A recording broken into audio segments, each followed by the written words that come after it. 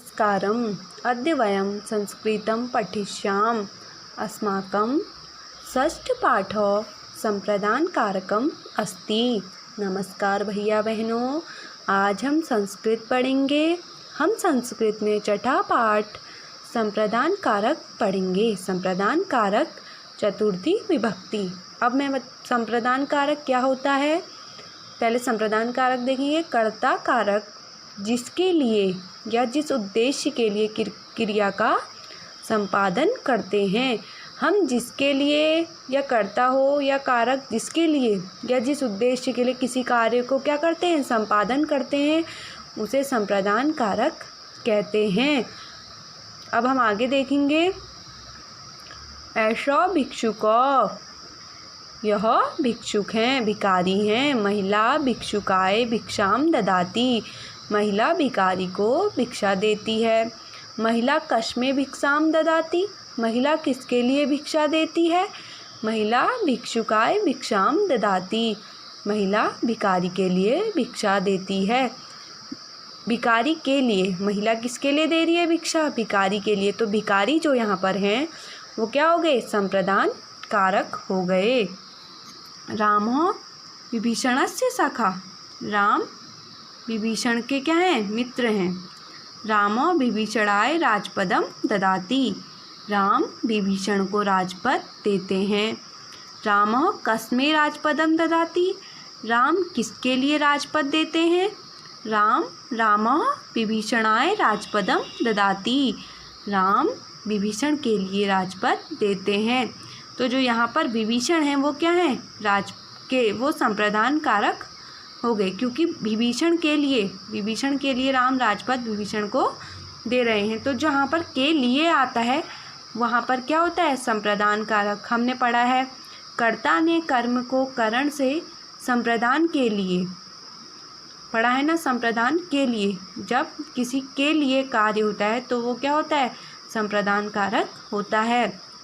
ऐसा शिक्षिका, यह शिक्षिका हैं। छात्रः शिक्षिकाय पुस्तकं ददाति, छात्र शिक्षिका को पुस्तक देते हैं। छात्रः कस्य पुस्तकं ददाति, छात्र किसके लिए पुस्तक देते हैं। छात्रः शिक्षिकाय पुस्तकं ददाति, छात्र शिक्षिका के लिए पुस्तक देते हैं।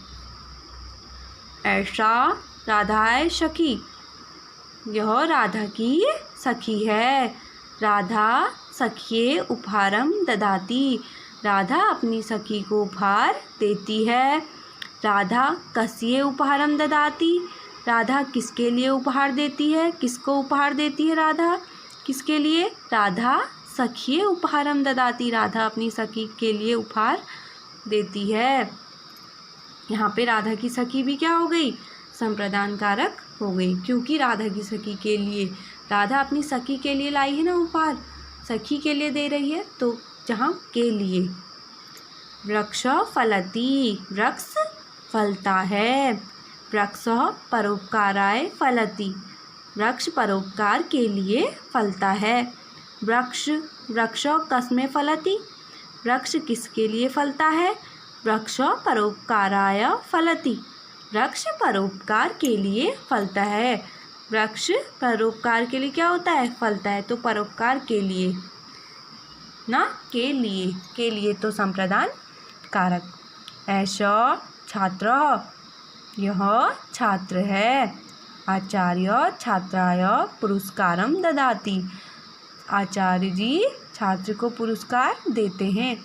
आचार्य कस्मै पुरस्कारम ददाति, आचार्य किसके लिए पुरस्कार देते हैं। आचार्य छात्राय पुरस्कारम ददाति, आचार्य छात्र के लिए पुरस्कार देते हैं। यहाँ पे जो छात्र हैं क्या हो गए, वो संप्रदान कारक हो गए, क्योंकि उनके लिए, छात्र के लिए पुरस्कार देते हैं। ऐसा चिकित्सिका, यह चिकित्सिका हैं। चिकित्सिका महिलाएं औषधिम ददाति, चिकित्सा महिला को औषधि देती हैं। चिकित्सिका कस्यै औषधिं ददाति, चिकित्सिका किसके लिए औषधि देती हैं? चिकित्सिका महिलाएं औषधिम ददाती। चिकित्सिका महिला के लिए औषधि देती हैं, महिला के लिए दवाई देती हैं।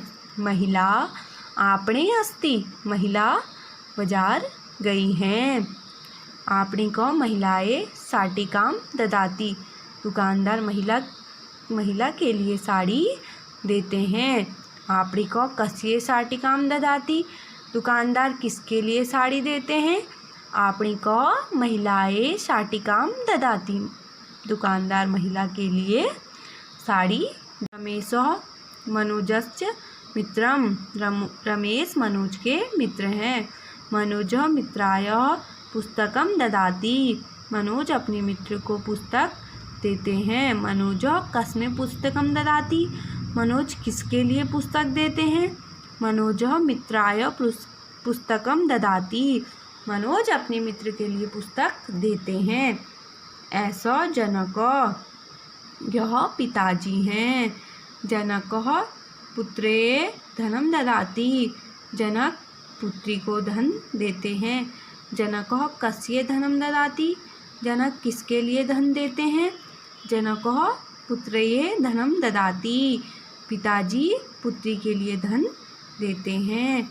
यहाँ आपने देखा पूरे पाठ में के लिए महिला भिखारी के लिए भिक्षा दे रही है, राम विभीषण के लिए राजपद दे रहे हैं, छात्र शिक्षिका के लिए पुस्तक दे रहे हैं, राधा अपनी सखी के लिए उपहार दे रही है, वृक्ष परोपकार के लिए फलता है, आचार्य जी छात्र के लिए पुरस्कार देते हैं, चिकित्सिका महिला के लिए देती है, दुकानदार महिला के लिए साड़ी देता है, रमेश मनोज अपने मित्र के लिए पुस्तक देते हैं और पिताजी अपनी पुत्री के लिए धन देते हैं। तो जहाँ पर भी के लिए आता है वो क्या होता है? संप्रदान कारक होते हैं। तो भैया बहन भी इस पाठ को ध्यान से पढ़ेंगे और संप्रदान कारक को समझेंगे। धन्यवाद भैया बहनों।